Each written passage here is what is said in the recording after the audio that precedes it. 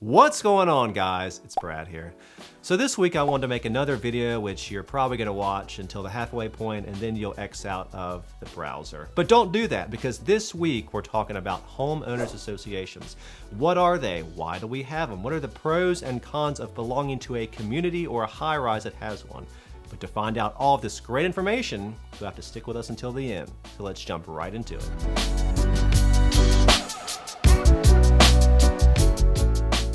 So let's look at some of the pros first for belonging to a community or in a high-rise that is managed by an HOA.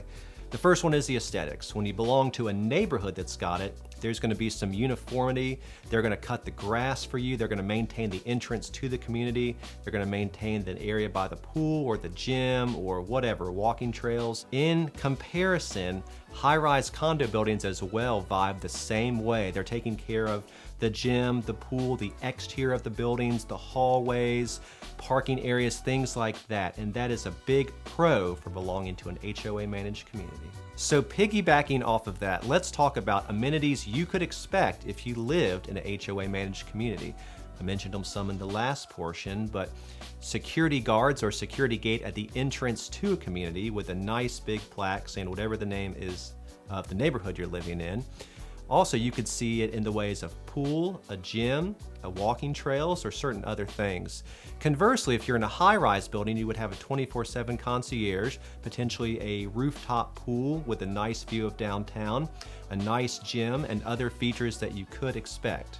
So you've also got a built-in mediator. Part of living in an HOA managed community is when problems arise, which they inevitably will, because while you love your neighbors, you all kind of live differently, but you're all kind of huddled together in this obscure little neighborhood together. Problems are going to pop up. And when they do, you've got somebody who can work together with you to resolve issues. Because damn sure there will be issues with your neighbors. Some people might have pets that are too big. Some people might keep a trailer in their driveway. You can't do that. Things will happen, and when they do, you can work together to resolve them. So the last pro I'm going to mention is having a property manager. It's key that when you live in an HOA managed community, you not only have a property manager, but that they are a good one. So if you're looking at buying a home right now, ask your agent who manages this community and then work to find out how much information you can about them. So now let's get to the cons. The cons of living in an HOA managed community are you're either going to pay monthly if you live in a high-rise downtown, or you're going to pay quarterly if you live in a neighborhood out in the suburbs. You could pay anywhere from $50 a month to well over $1,000 a month. One of the units I've got under contract in the Four Seasons downtown will have an estimated HOA bill per month of $1,500. Pure insanity, but they're cool with it. So here's another biggie, loss of freedom. You live in that high-rise downtown and you are really loving it, but you want a grill. Can't do it. You cannot have a grill on your balcony.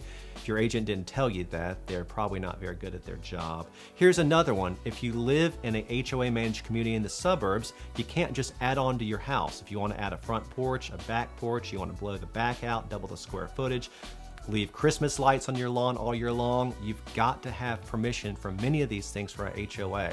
So make sure you look into it before you make that purchase.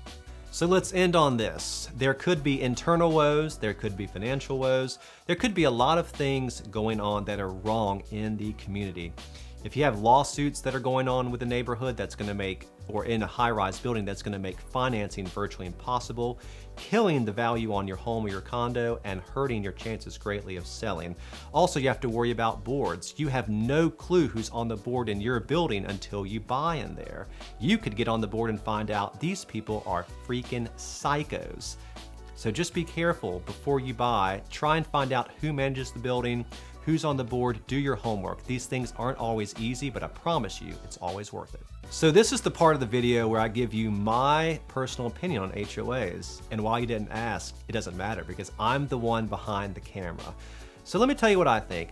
60% of the stuff I sell is condos and high-rise, low-rise, mid-rise buildings. HOAs are much more important in the core of town. And fortunately, in the core of town, most of the buildings are managed by the same company. One is called First Service.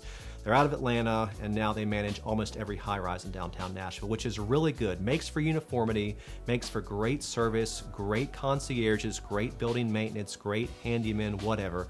It used to be that all the buildings were managed by different people, so you had different levels of service.